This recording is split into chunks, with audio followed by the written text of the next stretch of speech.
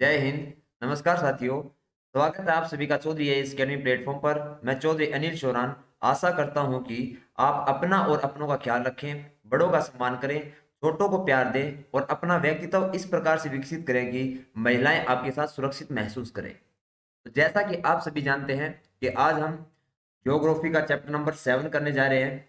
तो चलिए स्टार्ट करते हैं। तो ऑलरेडी हम 6 चैप्टर इसके कर चुके हैं। सौरमंडल में पृथ्वी, ग्लोब अक्षांश या देशांतर, पृथ्वी की गतियां, मानचित्र, पृथ्वी के प्रमुख परिमंडल और पृथ्वी के प्रमुख स्थल। ये 6 चैप्टर ऑलरेडी हमारे हो चुके हैं। आज हमारा 7 चैप्टर है हमारा देश भारत, यानी कि आवर कंट्री इंडिया। तो चलिए देख लेते हैं हमारे देश भारत के बारे में। आज जानने का हमें मौका मिल रहा है, तो चलिए वीडियो को बिल्कुल भी स्किप ना करें, पूरा देखें। लोगों को अपने सपने मत बताओ, बस उन्हें पूरा करके दिखाओ, क्योंकि लोग सुनना कम और देखना ज्यादा पसंद करते हैं। तो उम्मीद करता हूं कि आप इस चीज को अपने डेली रूटीन में भी अमल करें कि लोगों को सिर्फ बताने से आपके सपने पूरे नहीं हो जाते। आप अपने सपनों को पहले पूरा करें, लोगों को अपने आप पता चल जाएगा। सबसे पहले आपका है हमारा देश भारत। उत्तर में यह हिमालय के ऊंचे शिखरों से गिरा है। जैसा कि आप सभी को पता है कि हमारा जो भारत है वह बहुत बड़ा भौगोलिक विस्तार वाला देश है। यह उत्तर में हिमालय के ऊंचे शिखरों से गिरा है और पश्चिम में अरब सागर। पूर्व की अगर बात करें तो बंगाल की खाड़ी, और दक्षिण की अगर हम बात करें तो हिंद महासागर भारतीय प्रायद्वीप तटों पर लहराते हैं। उसके बाद में नेक्स्ट है आपका भारत के। अगर हम क्षेत्रफल की बात करें तो हमारे भारत का क्षेत्रफल कितना है?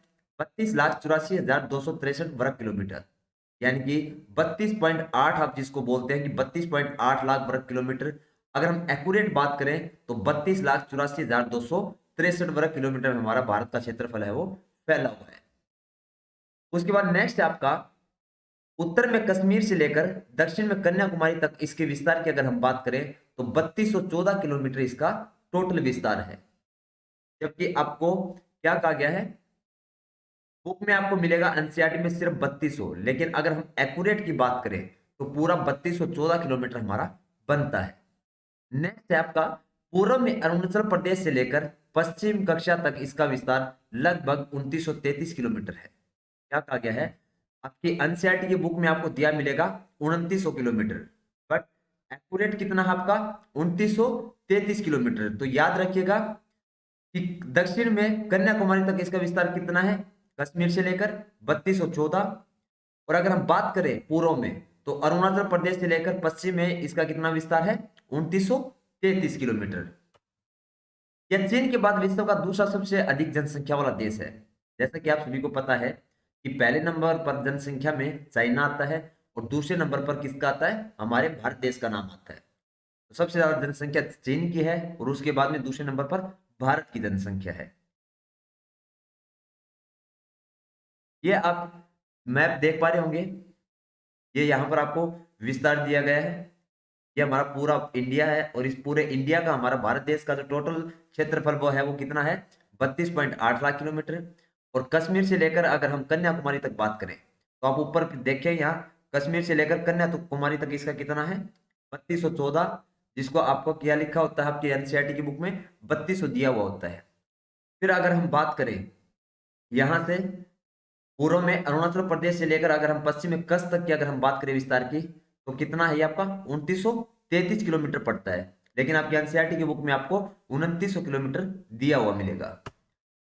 उसके बाद नेक्स्ट हम बात करते हैं स्थिति की। तो भारत देश जो है हमारा वो उत्तरी गोलार्ध में स्थित है। अगर आपसे पूछ लिया जाए कि हमारा जो भारत देश है वो कौन से गोलार्ध में स्थित है तो आपका आंसर क्या होगा, उत्तरी गोलार्ध में। उसके बाद नेक्स्ट आपका कर्क रेखा देश के लगभग मध्य भाग से होकर गुजरती है, यानी कि जो कर्क रेखा है वो हमारा भारत देश जो है उसके बिल्कुल बीचों बीच से होकर गुजरती है, जिसको हम ट्रॉपिक ऑफ कैंसर भी कहते हैं। दक्षिण से उत्तर की ओर भारत की मुख्य भूमि का विस्तार 8 डिग्री 4 अंश उत्तरी से 37 डिग्री 6 अंश अक्षांश के बीच है। क्या कहा गया है, अगर हम बात करें दक्षिण से उत्तर की ओर अगर हमारा भारत देश के अगर भूमि के विस्तार की अगर हम बात करें तो क्या है इसका 8 डिग्री और 4 अंश उत्तरी से लेकर 37 डिग्री 6 अंश अक्षांश के बीच बताया जाता है। पश्चिम से लेकर अगर पूर्व तक भारत के विस्तार की अगर हम बात करें तो 38 डिग्री 7 अंश पूर्व से 97 डिग्री 25 अंश पूर्वी देशांतर के बीच हमारा भारत देश स्थित है। बहुत बड़े देशांतरीय विस्तार लगभग 29 डिग्री के कारण यहाँ के दो छोर पर स्थित स्थान है, स्थानीय समय में बहुत अधिक अंतर हो सकता था। क्या कहा गया है कि बहुत बड़ा देशांतरीय विस्तार जो है वो कितना हमारा 29 डिग्री, और इसके कारण यहाँ के दो छोर पर क्या हो सकता था, जो स्थित स्थान है दोनों छोरों के ऊपर, उनका जो स्थानीय समय है उसमें बहुत ज्यादा अंतर पाया जा सकता था।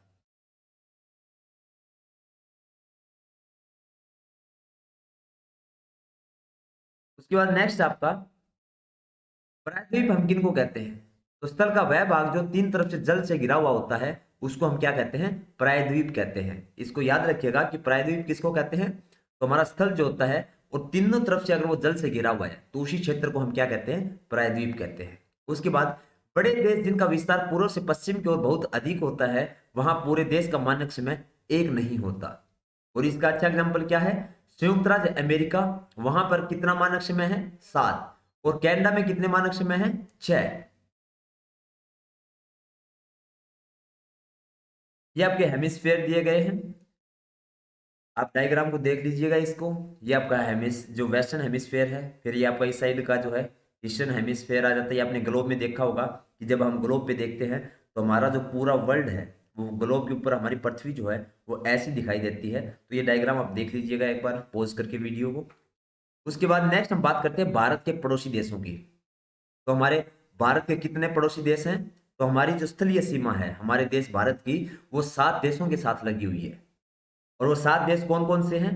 पाकिस्तान, अफगानिस्तान, म्यांमार, नेपाल, बांग्लादेश, चीन और भूटान। याद रखिएगा कि हमारा जो भारत के अगर पड़ोसी देशों की अगर हम बात करें जिनसे हमारे भारत की जो स्थलीय सीमा है वो जुड़ी हुई है, तो 7 देश आपके पाकिस्तान, अफगानिस्तान, म्यांमार, नेपाल, बांग्लादेश, चीन और भूटान। उसके बाद वहीं आपका सेम दिया गया है यहाँ पे कि आपके वो जो 7 देश हैं जिनके साथ हमारा भारत देश जो है अपनी सीमा साझा करता है, वो कौन कौन से 7 देश हैं। तो आप एक बार देख लीजिएगा ध्यान से और याद रखिएगा कि वो 7 देश कौन कौन से हैं। उसके बाद नेक्स्ट हम देख लेते हैं मैप के थ्रू। तो यहाँ पे ये हमारा भारत देश है। तो ऊपर देखेंगे आप, यहाँ पे आपका ये चाइना है, फिर नीचे आप नेपाल देखेंगे, फिर ये इस साइड आपका भूटान पड़ जाता है, उसके जस्ट नीचे म्यांमार आपका, फिर ये बांग्लादेश इस साइड रह जाता है छोटा सा देश, फिर आपका इस साइड ये पाकिस्तान है ही, और नीचे नीचे आपको पता है श्रीलंका है। तो ये 7 हमारे देश के पड़ोसी देश माने जाते हैं जिनके साथ हमारा भारत देश जो है अपनी स्थलीय सीमा साझा करता है। उसके बाद नेक्स्ट हम बात करते हैं भारत का राजनीतिक एवं प्रशासनिक जो विभाजन है उसके बारे में। तो भारत को 28 प्रदेशों और 8 केंद्र शासित प्रदेशों में विभाजित किया गया है। आप सभी को पता होगा कि हमारे इंडिया के अंदर जो है 29 जो है स्टेट बन गए थे, लेकिन हालांकि अभी जम्मू कश्मीर जो था उसको यूटी बना दिया गया है। और पहले हमारे 7 केंद्र शासित प्रदेश हुआ करते थे, लेकिन उसके बाद में जो जम्मू कश्मीर है और जो लद्दाख है उसको क्या कर दिया गया था, अलग अलग यूटी बना दिया गया था। तो टोटल आपके 9 होने चाहिए थे, लेकिन यहाँ पे एक आपका वापिस कम हो गया है। तो इसलिए याद रखिएगा कि 28 तो अभी आपके टोटल जो है स्टेट हैं, ना कि 29, और 8 आपके केंद्र शासित प्रदेश हैं। ये 28 प्रदेश कौन से हमारे राज्य है और 8 केंद्र शासित प्रदेश कौन से हैं उनके बारे में हम आगे डिस्कस करेंगे। जम्मू कश्मीर और लद्दाख को जम्मू कश्मीर नामक 2 केंद्र शासित प्रदेशों में विभाजित किया है। यानी कि पहले हमारे कितने थे? 7 थे, बाद में हमारे 9 होने चाहिए थे, लेकिन 9 नहीं हुए, एक को हटा दिया गया। तो जम्मू कश्मीर को और लद्दाख जो है उसको कब बनाया गया? तो 31 अक्टूबर 2019 को दमन एक दीव तथा दादर एवं नागर हवेली को संयुक्त किया गया। अब आपको पता चल गया होगा कि हमारे स्टेट 29 थे, 29 वो 28 हो गए, क्योंकि जम्मू कश्मीर जो था उसे स्टेट का जो दर्जा है वो हमारी गवर्नमेंट ने ले लिया, और जम्मू कश्मीर और लद्दाख को क्या कर दिया? यूटी बना दिया गया। तो स्टेट तो हमारे यहाँ से एक कम हो गया, तो 28 बचे। उसके बाद हमारे केंद्र शासित प्रदेश पहले 7 हुआ करते थे, लेकिन 7 में से दमन एक दीव जो था और दादर एवं नागर हवेली जो था, उन दोनों को क्या कर दिया? एक बना दिया गया। तो हमारे कितने बचे पीछे यूटी? 6। और 6 के बाद में लद्दाख, जम्मू कश्मीर और लद्दाख को है, उन दोनों को क्या बना दिया गया? यूटी बना दिया गया। तो 6 और 2 8, ये आपके 8 क्या हो गए? केंद्र शासित प्रदेश। याद रखिएगा इसको। ये आपका राजनीतिक मानचित्र है भारत का। तो इसमें आप देख लीजिएगा ऊपर ही ऊपर ये दिया गया है, क्योंकि पहले ये जो आपको क्षेत्र दिखाई दे रहा है ऊपर ही ऊपर जम्मू कश्मीर का, तो यहाँ पर ये दोनों क्या हुआ करते थे, पहले ये एक स्टेट हुआ करता था, लेकिन हालांकि अब क्या कर दिया 2019 के अंदर, इनको दोनों को अलग अलग स्टेट का दर्जा इनसे छीन लिया गया और इनको क्या बना दिया गया, यूनियन टेरिटरी बना दिया गया, यानी कि केंद्र शासित प्रदेश इनको बना दिया गया। उसके बाद नेक्स्ट हम देख लेते हैं भारतीय राज्य और उनकी राजधानियों की सूची। तो मैंने सभी आपके लिए ये बना दिया था कि आप देख लें एक बार कि जो हमारे राज्य हैं उनका गठन कब हुआ, उनकी राजधानी कौन सी है, तो इनके बारे में आप थोड़ा देख लीजिए। सबसे पहले आप बात करें आंध्र प्रदेश की, तो आंध्र प्रदेश की राजधानी क्या होगी आपकी, हैदराबाद। और जो हालांकि अभी उसकी बनने वाली जो राजधानी है जो प्रस्तावित है अभी, तो अमरावती है। उम्मीद करते हैं कि कब अमरावती को जो है आंध्र प्रदेश की राजधानी बनाया जाता है, लेकिन फिलहाल अभी हैदराबाद ही है। अगर हम बात करें स्थापना की, तो 1 नवंबर 1956 को जो है आंध्र प्रदेश बनाया गया था। दूसरे नंबर पर आपका आता है अरुणाचल प्रदेश और इसकी राजधानी क्या है, ईटानगर। इसका स्थापना दिवस कब है, 20 फरवरी 1987। फिर आता है आपका असम, और असम की राजधानी क्या है, दिसपुर, और इसकी स्थापना दिवस 26 जनवरी 1950। नेक्स्ट आपका छत्तीसगढ़, और छत्तीसगढ़ की राजधानी क्या आपकी, रायपुर। इसका गठन कब किया गया, 1 नवंबर 2000 को। फिर आता है आपका गोवा, और गोवा की जो राजधानी वो क्या है, पणजी। ये बाई मिस्टेक टाइपिंग में मिस्टेक हो गया है, तो आपको याद रखिएगा इसका पणजी आएगा आपका। इसकी स्थापना कब की गई, 30 मई 1987 को। फिर आता है आपका गुजरात, और गुजरात की राजधानी क्या है, गांधीनगर। इसका स्थापना दिवस 1 मई 1960। फिर आता है आपका हरियाणा, हरियाणा की कैपिटल क्या होगी, चंडीगढ़, और इसका गठन कब हुआ, 1 नवंबर 1966 को। फिर आता है आपका हिमाचल प्रदेश, हिमाचल प्रदेश की राजधानी क्या है, शिमला, और इसकी जो गठन है वो कब किया गया इस राज्य का, 25 जनवरी 1971 को। नेक्स्ट आता है आपका झारखंड, और झारखंड की आपकी कैपिटल क्या होगी, रांची, और झारखंड जो है वो कब अलग राज्य बना, 15 नवंबर 2000 को। नेक्स्ट आपका कर्नाटक, और कर्नाटक की राजधानी क्या है आपकी, बेंगलुरु, और पहले क्या हुआ करती थी, बेंगलोर। कर्नाटक को कब राज्य का दर्जा मिला, 1 नवंबर 1956 को। फिर बात करते हैं हम केरल की, केरल की आपकी कैपिटल होगी तिरुवनंतपुरम। इसकी स्थापना कब की गई, 1 नवंबर 1956 को। नेक्स्ट आपका मध्य प्रदेश, मध्य प्रदेश की राजधानी क्या होगी, भोपाल। इसकी स्थापना कब की गई, 1 नवंबर 1956 को। नेक्स्ट आपका महाराष्ट्र, और महाराष्ट्र की राजधानी क्या है, मुंबई। इसका गठन कब किया गया, 1 मई 1960 को। फिर आता है आपका मणिपुर, और मणिपुर की राजधानी क्या होगी, इम्फाल, और इसकी जो गठन है इस स्टेट का वो कब किया गया, 21 जनवरी 1972 को। नेक्स्ट आपका मेघालय, और मेघालय की राजधानी क्या है, शिलोंग। इसकी जो स्थापना है वो कब की गई, 21 जनवरी 1972 को। नेक्स्ट आपका मिजोरम, मिजोरम की कैपिटल क्या होगी, आइजोल। इसकी स्थापना कब की गई, 20 फरवरी 1987 को। फिर आता है आपका नागालैंड, और नागालैंड की कैपिटल क्या होगी, कोहिमा। इसका स्थापना कब की गई, 1 दिसंबर 1963 को। उसके बाद आता है आपका उड़ीसा, उड़ीसा की राजधानी क्या है, भुवनेश्वर, और इसको राज्य का दर्जा कब मिला, 26 जनवरी 1950 को। फिर आता है आपका पंजाब, और पंजाब की कैपिटल क्या है, चंडीगढ़, और इसका जो है गठन कब किया गया, 1 नवंबर 1956 को। नेक्स्ट आता है आपका राजस्थान, राजस्थान की राजधानी क्या होगी, जयपुर, और इसको राज्य को स्टेट का दर्जा कब मिला, 1 नवंबर 1956 को। फिर आता है आपका सिक्किम, और सिक्किम की राजधानी आपकी क्या होगी, गंगटोक, और इसको राज्य का दर्जा कब मिला, 16 मई 1975 को। फिर आता है तमिलनाडु, और तमिलनाडु की कैपिटल क्या होगी, चेन्नई, और इसको राज्य का दर्जा कब मिला, 26 जनवरी 1950 को। फिर आता है आपका तेलंगाना, तेलंगाना की राजधानी क्या है, हैदराबाद, और इसको जो राज्य की दर्जा कब मिला, 2 जून 2014 को। नेक्स्ट आता है आपका त्रिपुरा, और त्रिपुरा की कैपिटल क्या होगी, अगरतला। इसको राज्य का दर्जा कब मिला, 21 जनवरी 1972 को। फिर आता है आपका यूपी, उत्तर प्रदेश, और इसकी राजधानी क्या होगी, लखनऊ। इसको स्टेट का दर्जा कब मिला, 26 जनवरी 1950 को। फिर आता है आपका उत्तराखंड, उत्तराखंड की राजधानी क्या है, देहरादून। ये आपकी इसकी है उत्तराखंड की, देहरादून शीतकालीन है, और जो गैर सैन है वो क्या है, यानी कि ग्रीष्मकालीन जिसको हम बोलते हैं वो गैर सैन है। इसको राज्य का दर्जा कब मिला, 9 नवंबर 2000। और लास्ट आता है आपका पश्चिम बंगाल, और उसको राज्य का दर्जा कब मिला? 1 नवंबर 1956 को, और इसकी कैपिटल क्या होगी?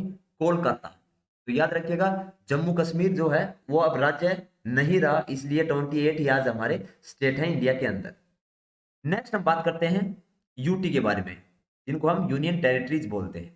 तो सबसे पहले आपका था अंडमान व निकोबार द्वीप समूह, इसकी कैपिटल क्या होगी? Port Blair. अगर हम बात करें इसकी स्थापना की, तो 1 नवंबर 1956 को इसको यूटी बनाया गया। दूसरा आपका चंडीगढ़, और चंडीगढ़ याद रखिएगा, हरियाणा और जो हमारा पंजाब है उन दोनों की कैपिटल क्या है? चंडीगढ़। तो चंडीगढ़ जो है उसकी स्थापना कब की गई? 1 नवंबर 1966 को। फिर आता है आपका दादर और नगर हवेली, इसकी कैपिटल क्या होगी? दमन, और इसकी स्थापना कब की गई? 26 जनवरी 2020 को। फिर आता है आपका दिल्ली, और दिल्ली जो है उसकी कैपिटल क्या होगी? नई दिल्ली। स्थापना दिवस कब है? 9 मई 1905। फिर आता है आपका लक्षद्वीप, और लक्षद्वीप की जो है राजधानी क्या होगी? कवरत्ती। इसका स्थापना दिवस कब है? 1 नवंबर 1956। फिर आपका आता है पुडुचेरी, पुडुचेरी की राजधानी क्या होगी? पांडिचेरी, और इसकी स्थापना दिवस कब है? 1 नवंबर 1954। और हालांकि रिसेंटली जो बनाए गए हैं वो दो है यूटी आपकी, जम्मू कश्मीर और लद्दाख। जम्मू कश्मीर की कैपिटल क्या होगी?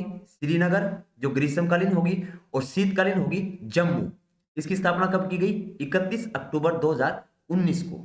और लास्ट है आपका लद्दाख, और इसकी कैपिटल क्या होगी? ले, और इसका स्थापना दिवस 31 अक्टूबर 2019। तो याद रखिएगा, जम्मू कश्मीर और लद्दाख, जो जम्मू कश्मीर है पहले वो स्टेट हुआ करता था, अब उसको यूटी बना दिया गया है। इनको दो यूटी में डिवाइड कर दिया जम्मू कश्मीर को, जम्मू कश्मीर और लद्दाख में। और इन दोनों की स्थापना एक ही दिन हुई थी, 31 अक्टूबर 2019 को। तो इसी के साथ आपका जो है कंप्लीट होता है जो आपके यूटी हैं और उनकी जो कैपिटल्स हैं, उनके स्थापना दिवस हैं। आपके इंडिया के जितने भी जो स्टेट हैं 28, उनकी बारे में हमने जाना, कौन कौन से हैं, उनकी कैपिटल कौन कौन सी है, और उनकी स्थापना दिवस कौन कौन से हैं। उम्मीद करता हूं कि आप लोगों को समझ में आ गया होगा, तो एक बार कमेंट करके जरूर बताएं। फिर आज हम बात करते हैं फिजिकल डिवीजन की, यानी कि भौतिक विभाजन। तो इसमें क्या दिया गया है? भारत में पाई जाने वाली भौतिक आकृतियां विभिन्न प्रकार की हैं। क्या कहा गया है कि हमारे, अगर हम भारत देश की बात करें, तो जो भौतिक आकृतियां जो हैं, फिजिकल डिवीजन जो है, वो अलग अलग प्रकार के हैं। कौन कौन से हैं?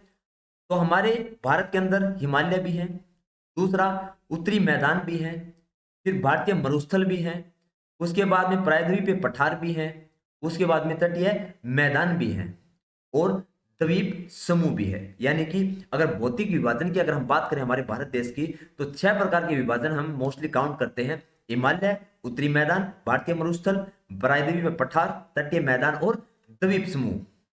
चलिए एक एक करके इनके बारे में आगे हम जानेंगे। यहाँ भी आपको ये हमारे भारत देश का जो है मैप दिखाई दे रहा होगा। तो भौतिक विभाजन के आधार पर जो है हमारे भारत को कैसे डिवाइडेड है वो आप देख लीजिए। आपको नदियां भी दिखाई दे रही होंगी, पर्वत भी दिखाई दे रहे होंगे, हिमालय भी दिखाई दे रहे होंगे, मैदान भी दिखाई दे रहे होंगे आपको। तो चलिए आगे डिस्कस कर लेते हैं एक बार इनके बारे में डिटेल से। तो सबसे पहले अगर हम बात करते हैं हिमालय की,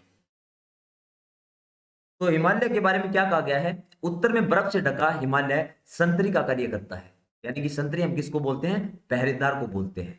यानी कि जो हमारे भारत देश के उत्तर में है आपका हिमालय पर्वत, वो क्या करता है? संतरी का कार्य करता है। हिम प्लस अल्य का अर्थ है बर्फ का घर। हिमालय दो शब्दों से मिलकर बना हुआ है, हिम प्लस अल्य, और इसका अर्थ क्या होता है? बर्फ का घर। हिमालय पर्वत को 3 मुख्य समान अंतर श्रृंखलाओं में बांटा जाता है। क्या कहा गया है कि हमारा हिमालय जो पर्वत है उसको 3 जो है मुख्य समान अलग अलग श्रृंखलाओं में बांटा जाता है। और वो 3 श्रृंखलाएं कौन कौन सी हैं तो वो भी हम आगे देखेंगे। तो यहाँ पे आप सबसे पहले तो मैप देख लीजिए हमारे हिमालय का। तो हिमालय आपको कहाँ पे दिखाई दे रहा है? ये रहा, ऊपर ही ऊपर आप देखेंगे तो आपको ये हिमालय पर्वत आपको दिखाई देगा। ये यहाँ पे हमारा हिमालय है, और ये क्या करता है? संतरी का कार्य करता है। यानी कि ये जो है बहुत तेज चलने वाली जो हवाएं होती हैं उनको भी ये रोकता है। तो चलिए एक बार देख लेते हैं हिमालय पर्वत की जो 3 मुख्य समान अंतर जो श्रृंखलाएं थी वो कौन कौन सी हैं। तो सबसे पहले आपकी आती है वरीद हिमालय, या फिर जिसको हम हिमाद्री कहते हैं। दूसरे नंबर पर आती है आपकी मध्य हिमालय, या फिर हिमाचल हम जिसको कहते हैं। और तीसरे नंबर पर आती है आपकी शिवालिक। तो हमारे हिमालय पर्वत को इन 3 मुख्य श्रेणी में बांटा गया है। तो इनके बारे में भी थोड़ा हम चलिए देख लेते हैं। सबसे पहले हम बात करते हैं वरीद हिमालय या हिमाद्री हम किसको कहते हैं। तो सबसे उत्तर स्थित श्रृंखला को वरीद हिमालय या फिर हम हिमाद्री कहते हैं। यानी कि जो हमारा सबसे उत्तरी भाग जो हमारे भारत देश का और उस साइड जो स्थित है उसी को हम क्या कहते हैं, हिमालय या फिर हिमाद्री कहते हैं। इसी श्रृंखला में विश्व की सबसे ऊंचा शिखर है। यानी कि ये जो श्रृंखला आपकी हिमालय या फिर हिमाद्री जिसको हम कहते हैं, उसी में जो पूरा वर्ल्ड है उसके सबसे ऊंचा शिखर भी इसी के अंदर स्थित है। फिर हम बात करते हैं मध्य हिमालय या फिर हिमाचल की। तो मध्य हिमालय या फिर हिमाचल हिमाद्री के दक्षिण में स्थित है। मध्य हिमालय या हिमाचल कहां पर स्थित है, तो जो हिमाद्री जो था उसके दक्षिण में ये स्थित है। कई लोकप्रिय हिल स्टेशन यहाँ पर स्थित हैं। जो मध्य हिमालय या हिमाचल है उसके अंदर क्या है, बहुत सारे जो है लोकप्रिय हिल स्टेशन भी यहाँ पर बने हुए हैं। और लास्ट में हम बात करते हैं शिवालिक की। तो हिमालय का जो सबसे दक्षिणी भाग है उसके अंदर जो शिवालिक है वो आपका स्थित है। पीछे एक बार हम मैप देख लेते हैं दोबारा से चलकर, ताकि आपको थोड़ा ठीक से समझ में आ जाए। ये आपको मैप दिखाई दे रहा होगा, इस मैप के अंदर दिया हुआ था। ये आपका मैप है, इस मैप के अंदर आप देख लीजिए। ये आपका ऊपर ऊपर है हिमालय, ये देखिए आप यहाँ पे हिमालय रहा, ये आपका शिवालिक रहा। तो इस प्रकार से ये आपको बता दिया कि हमारे शिवालिक हैं, हिमाचल है, ये आपके हिमालय के जो पार्ट हैं ये कहाँ कहाँ स्थित है। नेक्स्ट लिए हम बात करते हैं उत्तरी मैदान की। उत्तरी मैदान जो हमारा भौतिक विभाजन है उसका सेकंड पार्ट है। तो हिमालय के दक्षिणी भाग का उत्तरी मैदान स्थित है। क्या कहा गया है कि हमारा जो हिमालय पर्वत है तो उसका जो दक्षिणी भाग है वो उस साइड क्या है, उत्तरी मैदान स्थित है। आप मैप देखेंगे तो आपको पता चल जाएगा। सेकंड टॉपिक है, यह मैदान समतल तथा सपाट है। क्या कहा गया उत्तरी मैदान के बारे में कि ये जो मैदान है ये बिल्कुल समतल है, कहीं भी उबड़ खाबड़ नहीं है और बिल्कुल सपाट है। यह मैदान सिंधु गंगा ब्रह्मपुत्र तथा इनकी सहायक नदियों के द्वारा लाए गए जलोढ़ निक्षेपों से बना हुआ है। अगर हम बात करें उत्तरी मैदान के निर्माण की तो इसका निर्माण कैसे हुआ, तो जो हमारी सिंधु गंगा ब्रह्मपुत्र नदियां हैं और उनकी अन्य जो बहने वाली सहायक नदियां हैं उनके द्वारा जो छोटे छोटे कंकड़ या फिर जो बालू मिट्टी है उनको साथ बहा के जब लाया गया और उनका एक जगह पे जैसे जैसे पानी आगे बहता गया और वो जमा होते गए, उसी कारण जो है इन मैदानों का निर्माण हुआ है। नदियों की यह मैदान कृषि के लिए उपजाऊ भूमि प्रदान करते हैं। यही कारण है कि इन मैदानों में जनसंख्या अधिक होती है। जैसा कि आप सभी जानते हैं कि मैदानी भागों की अगर हम बात करें तो सबसे ज्यादा अगर जनसंख्या जो है वो आपकी कहाँ पर निवास करती है, तो मैदानी भागों में निवास करती है। अगर आप हिल स्टेशन जो आपके पहाड़ी क्षेत्र हैं उनके अंदर अगर आप जाएंगे तो आपको पाएंगे कि वहां पर जो जनसंख्या है वो बहुत कम पाई जाती है। क्यों? क्योंकि वहां पे रहने के लिए इतनी ज्यादा जगह नहीं होती। लेकिन लोग अगर आप मैदानी भागों में जाते हैं, जैसे हम आप लोग रहते हैं, तो वो क्या आपका मैदानी इलाका उसी को हम कहते हैं। तो वहां पे आप जनसंख्या देखिए और एक आपके जो पहाड़ी एरिया है वहां पे जनसंख्या देखिए तो आपको पता लग जाएगा कि लोग जो मैदानी भाग है उनमें बसना ज्यादा पसंद करते हैं। उसके बाद नेक्स्ट हम देख लेते हैं, ये आपको मैप के अंदर दिखाया गया है, ये आप मैप के अंदर देख लीजिएगा कि उत्तरी मैदान है वो आपके कहाँ पर है। तो आपको दिखाई दे रहा है या नहीं, आप कर्सर देखिए, मैं दिखा रहा हूँ। ये आपका उत्तरी मैदान है, यहाँ से आपका जो ये जो है एरिया इसको हम क्या कहते हैं, उत्तरी मैदान कहते हैं। और यहाँ पे सबसे ज्यादा क्या है, जनसंख्या घनत्व पाया जाता है। फिर हम नेक्स्ट बात करते हैं भारतीय मरुस्थल की, यानी कि इंडियन डेजर्ट जिसको हम बोलते हैं। तो भारत के पश्चिमी भाग में भारतीय महामरुस्थल स्थित है। अगर हम बात करें जो भारतीय मरुस्थल है वो कहाँ पर स्थित है, तो जो हमारा भारत देश है उसका जो पश्चिमी भाग है, वेस्टर्न पार्ट जिसको हम बोलते हैं, उस साइड ये स्थित है। यह गर्म सूखा एवं रेतीला है। आपको पता है कि जो मरुस्थल होते हैं वो गर्म भी होते हैं, सूखे भी होते हैं, और वहां पे मिट्टी सबसे ज्यादा पाई जाती है। क्योंकि एक तो वहां पर ज्यादा तो पेड़ पौधे भी नहीं होते, क्योंकि जहां बारिश ज्यादा होती है वहां पे पेड़ पौधे होते हैं। मिट्टी वो आपको रेतीली मिलेगी, वहां पर हमेशा गर्म मिलेगा मौसम, क्योंकि बारिश जो है वो वहां पर नामात्र होती है मरुस्थल के अंदर। यही कारण है कि वो जितने ज्यादा गर्म सूखे और रेतीले होते हैं। फिर अगर हम बात करें, यहाँ वनस्पतियों की मात्रा बहुत कम है। क्या कहा गया है, जो आपके मरुस्थलीय भाग जो होते हैं वहां पर क्या होता है, वनस्पतियां नामात्र पाई जाती हैं। क्योंकि जब बारिश ही नहीं होगी तो वहां पे कहां से वनस्पतियां उग पाएंगी। मैप दिया गया है, मैप के अंदर आप देखिए जो भारतीय मरुस्थल है वो आपका कहां पर है। ये आपका यहाँ पे देखो, ये आपको दिखाई दे रहा होगा, आप कर्सर देखिए, ये आपका भारतीय महामरुस्थल है। तो इस प्रकार से ये कि मरुस्थल का जो हिस्सा होता है ना, वहां पे ना तो लोग रहना पसंद करते हैं, क्योंकि वहां पे जो मूलभूत सुविधाएं होती हैं पानी की, पानी भी नहीं मिल पाता। जो मरुस्थल के पार्ट्स होते हैं वहां पे पानी भी नहीं मिलता। ऊपर से छाया के लिए आप ढूंढते रह जाएंगे। आपने देखा होगा मरुस्थलीय भाग में, अगर आप राजस्थान की साइड जाएंगे तो देखेंगे कि वहां पे गांव भी जो है बहुत ज्यादा दूर दूर तक फैले हुए हैं। बहुत दूर आप 20-20, 50, 100-100 किलोमीटर तक निकाल देते हो, तब जाके आपको कोई गाँव मिलता है, अगर आप जैसलमेर बाड़मेर उस साइड अगर आप जाएंगे तो। चलो नेक्स्ट हम बात करते हैं प्रायद्वीपीय पठार की। तो उत्तरी मैदानों के दक्षिण में प्रायद्वीपीय पठार स्थित है। अगर हम बात करें प्रायद्वीपीय पठारों की, तो ये कहां पर स्थित है हमारे भारत देश के? तो उत्तरी मैदान जो है उसके बिल्कुल दक्षिण में। और उत्तरी मैदान मैंने आपको दिखाया था पीछे ही कि उत्तरी मैदान जो है वो मैप के अंदर आपका कहां पड़ता है, तो उसके बिल्कुल ही दक्षिण में आपके प्रायद्वीपीय पठार जो है वो स्थित है। नेक्स्ट दिया गया है, अगर हम इसके आकार की बात करें, प्रायद्वीपीय पठार किस आकार के होते हैं, तो ये आपके त्रिभुजाकार आकार के होते हैं। और क्या कहा गया है? धरातल अत्यधिक ऊंचा और नीचा होता है।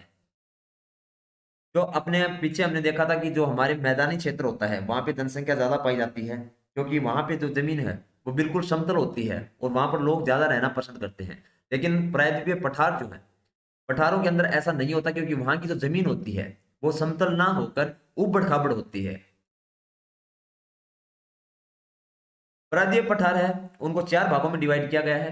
पहला आपका है अरावली श्रृंखला, दूसरा आपका है प्रायद्वीपीय पठार, उसके बाद है आपका पश्चिमी घाट, और फिर आता है आपका पूर्वी घाट। तो इसको भी आप याद रखिएगा, प्रायद्वीपीय पठार के चार पार्ट हैं। उसके बाद नेक्स्ट है, या मैप के अंदर देख लीजिएगा प्रायद्वीपीय पठार जो आपका वो कहां पर स्थित है।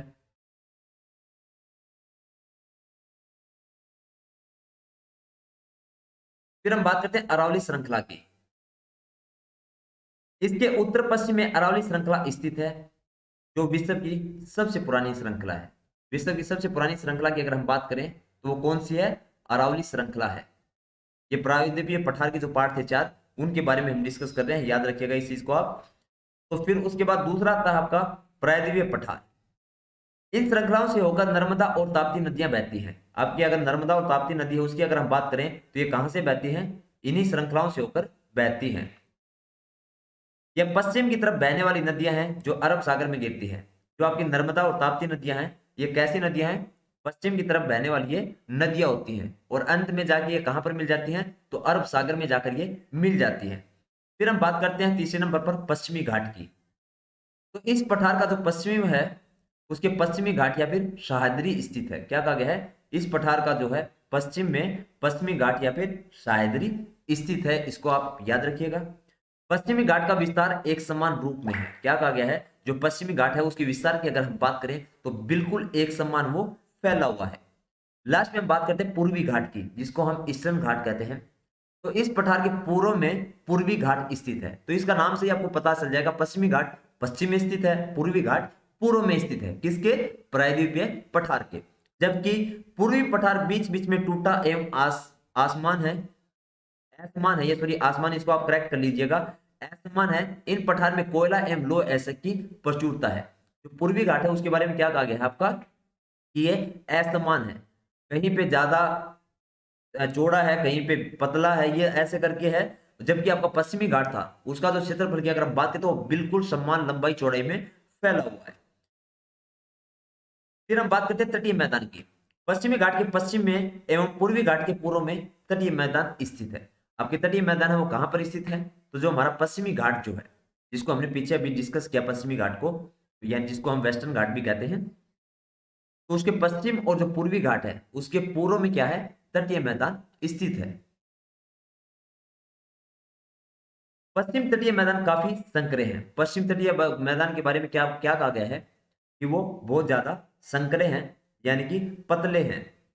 पूर्वी तटीय मैदान अपेक्षाकृत चौड़े हैं। पश्चिमी तटीय मैदान के बारे में क्या कहा गया? कि वो बहुत ज्यादा पतले हैं। लेकिन वहीं पे पूर्वी तटीय मैदानी जो भाग है उनके बारे में क्या कहा गया? कि वो बहुत ज्यादा चौड़े हैं। किससे? पश्चिमी तटीय मैदानों से तो चौड़े हैं।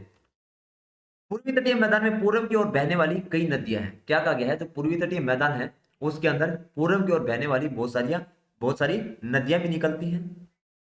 कौन कौन सी नदियां हैं जो निकलती हैं पूर्वी साइड से? महानदी, गोदावरी, कृष्णा एवं कावेरी। और ये जाकर कहां पर गिरती हैं लास्ट में, तो बंगाल की खाड़ी में ये जाकर लास्ट में गिर जाती हैं। नदियां अपने मुहाने पर उपजाऊ डेल्टा का निर्माण करती हैं। क्या कहा गया है? जो हमारी नदियां होती हैं उनका जो मुहाना होता है वहां पर ये क्या करती हैं, उपजाऊ डेल्टा का निर्माण करती है। यानी कि जैसे जैसे ये समुद्र के पास पहुंचती जाती हैं तो इनका जो वाटर लेवल है वो धीरे धीरे स्लो होना शुरू हो जाता है। तो ये अपने साथ क्या करती है, जब निकलती हैं तो इनके साथ में पत्थर होते हैं छोटे छोटे, और जो मिट्टी के कण होते हैं, तो ये क्या करते हैं, जैसे जैसे स्पीड स्लो होती जाएगी तो वो पृथ्वी के ऊपर जमना शुरू हो जाते हैं, हमारी धरती के ऊपर। तो पानी तो समुद्र में जाके गिर जाता है आपका, यहाँ पे इन नदियों का बंगाल की खाड़ी में गिरता है, लेकिन वहां पर जो निर्माण होता है उसको हम क्या कहते हैं, उपजाऊ डेल्टा कहते हैं। और हमारी नदियां ही क्या करती हैं, उपजाऊ डेल्टाओं का निर्माण करती हैं। और जो मैदानी क्षेत्र हैं आपके, उनका निर्माण भी किसकी वजह से हुआ है, तो उनका निर्माण भी हमारे जो ये नदियां हैं उन्हीं के कारण हुआ है। बंगाल की खाड़ी में गंगा एवं ब्रह्मपुत्र नदियों के मुहाने पर सुंदरबन डेल्टा स्थित है। अगर हम बंगाल की खाड़ी की अगर बात करें तो वहां पे आपका कौन सा डेल्टा स्थित है, सुंदरबन डेल्टा। और कौन सी नदियों के द्वारा बनाया गया है ये, तो हमारी जो गंगा और ब्रह्मपुत्र नदियां हैं उनके द्वारा ये बनाया गया है।